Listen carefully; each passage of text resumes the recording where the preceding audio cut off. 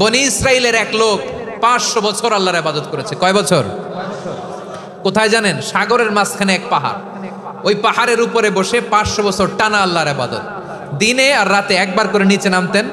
সেখানে আল্লাহ তাআলা পাথরের ভেতর থেকে তার জন্য মিঠা পানির ব্যবস্থা করে দিয়েছেন, আর একটা ডালিম গাছের ব্যবস্থা করে দিয়েছেন। সকালে নামলে একটা টসটসে ডালিম, রাতে নামলে টসটসে ডালিম। এগুলো খেয়ে খেয়ে 500 বছর সে আল্লাহর ইবাদত করেছে। আর সে আল্লাহর কাছে বলেছে, আল্লাহ আমি যখন মারা যাব সেজদারত অবস্থায় যেন মারা যাই। ঠিকই আল্লাহ সেজদারত অবস্থায় সাইয়েদনা আজরাইলকে পাঠিয়ে দিলেন। সেজদারত অবস্থায় লোকটা মারা গেল। 500 বছর ইবাদতের পরে আল্লাহর দরবারে কিয়ামতের কঠিন ময়দানে যখন লোকটা হাজির হয়ে যাবে, আল্লাহ বলবেন আদখিলু আবদি আল জান্নাতা বিরহমাতি, আমার বান্দাকে আমার দয়া আমার ভালোবাসা দিয়ে জান্নাতে ঢুকায়া দাও। 500 বছর ইবাদত করছে তো আমার দয়ায় আমার বান্দারে জান্নাত দাও। এই বান্দা বলে বালবি আমালি, আল্লাহ তোমার দয়া লাগবে কেন? আমি আমার আমল দিয়ে জান্নাতে যেতে চাই। কি দিয়ে? কথা বুঝে নাই বোধহয়। আল্লাহর এই বান্দা কি দিয়ে জান্নাতে ঢুকতে চায়? আমল দিয়ে। আল্লাহ বলছে আমার দয়ায় আমার বান্দারা জান্নাতে নিয়ে যাও। ফেরেশতারা এ বলে আল্লাহ তোমার দয়া লাগবে কেন? সেজদা তো কম দেই নাই, জিকির করতে করতে 500 বছর শেষ করে দিলাম, আবার তোমার দয়া লাগবে? আমি তো আমার আমলেই জান্নাতে যেতে পারি। আল্লাহ বলবেন তাই, ঠিক আছে, আমি চাইলাম দয়া দিয়ে জান্নাত দিব, তুমি চাইলে আমল দিয়ে ঢুকবা, ঠিক আছে, তোমার আমল আর আমার যে দয়া দুইটার একটু মাপ দেই। তোমার 500 বছরের ইবাদত এক পাল্লায় রাখো। আর আল্লাহ বললেন আমি যে দয়া করে এই দুনিয়ার নাজ নেয়ামত বিউটি সৌন্দর্য দেখার জন্য তোমার দুটা চোখ দিয়েছিলাম, দুটা নয় একটা চোখ আরেক পাল্লায় রাখো। রাখা হবে, দেখা যাবে ওই 500 বছরের ইবাদত হালকা হয়েছে আর মুহূর্তের মধ্যে আল্লাহর দেয়া একটা চোখের নেয়ামত ভারী হয়ে গিয়েছে। আল্লাহ বলবেন তোমার কথা মতো মাপ দেয়া হলো, এবার ফলাফল দেখো। হিসাব বলে তুমি এখন জাহান্নামে যাবা, go to the hell fire, যাও এবার জাহান্নামে যাও। মাপ জোখে যখন আসছো আমার সাথে হিসাব ক্যালকুলেশন, যাও তুমি এবার জাহান্নামে যাবা। এবার লোকটা কাচুমাচু করে বলে আল্লাহ আমি বুঝি নাই, আল্লাহ আমি বুঝতে পারি নাই, খেয়াল করি নাই, তুমি আমারে ক্ষমা করো, তুমি আমারে মাফ করো। ও আল্লাহ এবার আমি টের পেয়েছি, এবার আমি বুঝতে পেরেছি তোমার দয়া ছাড়া দুনিয়ায় কেউ জান্নাতে যেতে পারবে না, কেউ পারবে না। আল্লাহ বললেন ওরে গোলাম তুই তো কিছুই ছিলি না, অস্তিত্বহীনতা থেকে তোরে অস্তিত্বে আনলো কে? ওই ছোট্ট শুক্রাণু থেকে মায়ের পেটে 9 মাস ধরে খাবার দিয়েছে কে? আবার সুস্থতার সাথে দুনিয়ার বুকে তোরে ডেলিভারির ব্যবস্থা করে দিল কে? আবার তোর মায়ের বুকের ভেতরে 2টা খাবারের লাইনের ব্যবস্থা করে দিল কে? আবার তোকে শৈশব পেরিয়ে কৈশোর পেরিয়ে তারুণ্য, তারপরে যৌবন, এগুলো দান করলো কে? তার চেয়েও বড় কথা, পাহাড়ের মাঝখানে সাগরের মাঝখানে 500 বছর ইবাদত করার শক্তি তোর গায়ে দিয়েছে কে? এই সাগরের মধ্যে লোনা পানি লবণের পানি মুখে দেয়া যায় না, সেখান থেকে আমি পাহাড়ের ভেতর থেকে মিঠা পানির ব্যবস্থা করে দিলাম। ওই জায়গায় তোরে রিজিকের বন্দোবস্ত করলো কে? সকাল বিকাল 2 বেলা টসটসে ডালিম খাওয়ার ব্যবস্থা করে দিল কে? তোর আবদার ছিল আল্লাহ আপনি আমার সেজদারত অবস্থায় রুহু কবজ করবেন, তোর শেষ আবদারটাও পূরণ করেছে কে? ও গোলাম আমার রহমতের তুলনায়, আমার নেয়ামতের তুলনায় তোর 500 বছরের ইবাদতের কোনো ওজনই হবে না। গোটা বিশ্বের কেউ কোনোদিন আমার জান্নাতে ঢুকতে পারবে না আমি আল্লাহর দয়া ছাড়া। হুয়ার রহমানুর রহিম, তিনি দয়াময়, তিনি মেহেরবান। জিব্রাইল আলাইহিস সালাম বিশ্বনবীর এই লম্বা হাদিসটা যখন শোনালেন, আমি যা যা বলছি এটা বিশাল এক হাদিসের অনুবাদ। বললেন ইয়া মুহাম্মদ এই দুনিয়ার সবটাই চলে আল্লাহর রহমত দিয়ে। হাদিসের শেষ কথা, সব চলে আল্লাহর কি দিয়ে?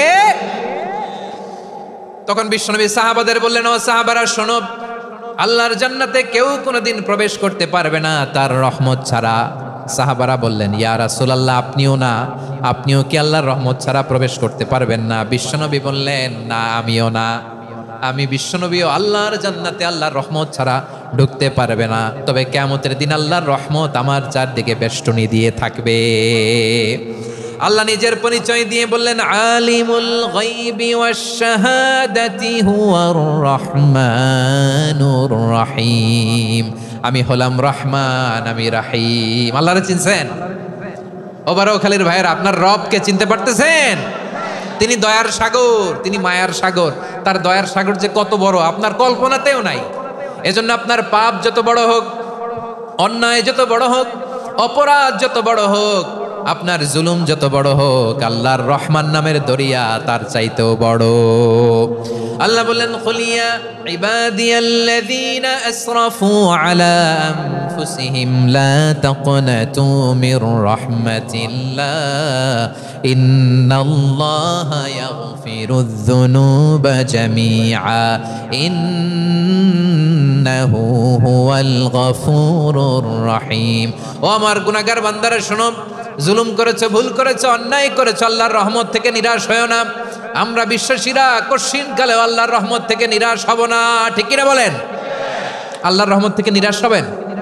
ভুল করে ফেলছেন, আরে ভুল তো সবাই করে, পাপ হয়েছে, আরে পাপ তো সবার আছে, আপনারা সবাই পাপী, সবাই পাপী। যত পাপ হোক, ভুল হোক, অন্যায় হোক, অনুতপ্ত হয়ে তওবা করে ওযু করে জায়নামাজটা বিছিয়ে সেজদা দিয়ে চোখের পানি ছাড়েন। চোখের বেয়ে পড়া পানি আল্লাহর কাছে যে কত প্রিয়। অনুতপ্ত বান্দার চোখের পানির ফোঁটা তার চোখ বেয়ে, নাকের ডগা বেয়ে জমিনে ড্রপ করার আগেই আল্লাহর ওই বান্দার সব গুনাহ মাফ করে দেয়। আল্লাহ বললেন, আমি রহমানুর রহিম, আমি দয়াময়, আমি মেহেরবান। এরপর আল্লাহ বললেন, হুয়াল্লাহুল্লাযী লা ইলাহা ইল্লা হুয়াল মালিকুল কুদ্দুসুস সালামুল মুমিন। ওয়াল্লাহুল্লাযী, তিনি এমন আল্লাহ, লা ইলাহা ইল্লাহু, তিনি ছাড়া কোনো ইলাহ নাই। আল মালিক, তিনি হলেন আল মালিক। দুইটা শেষ, আর রহমান আর রাহিম শেষ। এবার আল্লাহ 3 নাম্বার গুণবাচক নামের পরিচয় দিচ্ছেন। আল্লাহ বলছেন, আমি হচ্ছি আল মালিক। আমি কি? মানে সম্রাট। আল মালিক মানে হচ্ছে the king, the king of kings, সব রাজার বড় রাজা, মহারাজা। তার চেয়ে বড় রাজা আর কেউ নাই, তার চেয়ে বড় সম্রাট আর কেউ নাই, তার চেয়ে বড় ক্ষমতাধর সত্তা মহাবিশ্বে দ্বিতীয় কেউ নাই। চিৎকার করে বলেন ঠিক কিনা? তিনি আল মালিক।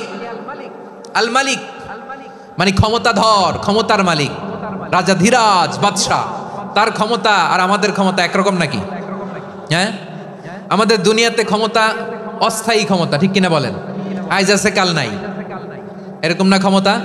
আল্লাহর ক্ষমতাও তো এরকম না, আইজ আছে কাল নাই এরকম। দুনিয়াতে দেখবেন কোন দেশের প্রেসিডেন্টের 4 বছরের ক্ষমতার মেয়াদ, কোন দেশের 5 বছরের। আল্লাহর কয় বছরের? 10 বছরের নাকি 20 বছর, 100 বছর। আল্লাহর ক্ষমতার মেয়াদ কতদিন বলেন? বুঝে থাকলে বলেন তো। চিরকাল তার ক্ষমতার মেয়াদ। চিল্লায় বলেন ঠিক কিনা? নিরঙ্কুশ ক্ষমতা, একচ্ছত্র ক্ষমতা বলতে যা বুঝায়, এই ক্ষমতা একমাত্র আল্লাহরই আছে। আমাদের ক্ষমতার জন্য আমরা ডিপেন্ড করতে হয়, ওর ডিপেন্ড লাগে, ওই জনমত নেওয়া লাগে, ওই জনগণের কাছে যাওয়া লাগে, ভোট চাওয়া লাগে, এরা ভোট দিলে এরপরে আমরা আসবো, ঠিক কিনা? আবার জনগণ না চাইলে আমরা নাই। আল্লাহর ক্ষমতা কিরকম? হ্যাঁ, আবার দেখবেন দুনিয়াতে ক্ষমতায় যাওয়ার জন্য জোট করা লাগে, জোট। জোটের রাজনীতি আছে না নাই? জোট হয়, শরিক হয়, এই হয়, সেই হয়, নানাভাবে দুনিয়াতে ক্ষমতায় আসতে হয়। আল্লাহ বলে, আমার ক্ষমতার জন্য কারো উপর বিন্দু পরিমাণ আমার ডিপেন্ড করা লাগে না।